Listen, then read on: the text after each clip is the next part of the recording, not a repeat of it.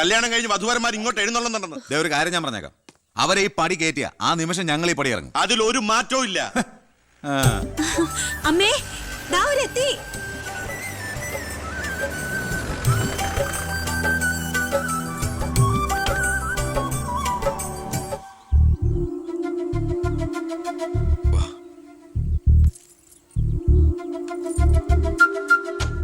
IAS IPS കയറി വന്ന ഈ വീട്ടിലേക്ക് ഇവിടുത്തെ വാലിക്കാരിയുടെ മോളെ കെട്ടിക്കൊണ്ട് കയറി വരാൻ നാണമില്ലേടാ നിനക്ക്?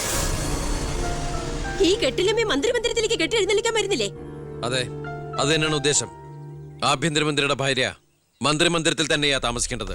അല്ലാതെ അച്ചുവീട്ടിൽ അട്ടിപ്പേറ് കിടക്കുന്ന ഭർത്താക്കന്മാരുള്ള സ്ഥലത്ത് ഞങ്ങൾ താമസിക്കുമെന്ന് കരുതിയോ? ഇപ്പൊ ഞങ്ങളിവിടെ വന്നത് എന്നെ സ്നേഹിക്കുന്ന എന്റെ അമ്മയുടെ അനുഗ്രഹം വാങ്ങിക്കാനാ. വാ മോളെ, വലതുകാല് വെച്ച് ഐശ്വര്യമായിട്ട് കയറി വാ. ആ പടി ചവിട്ടി പോരുത്.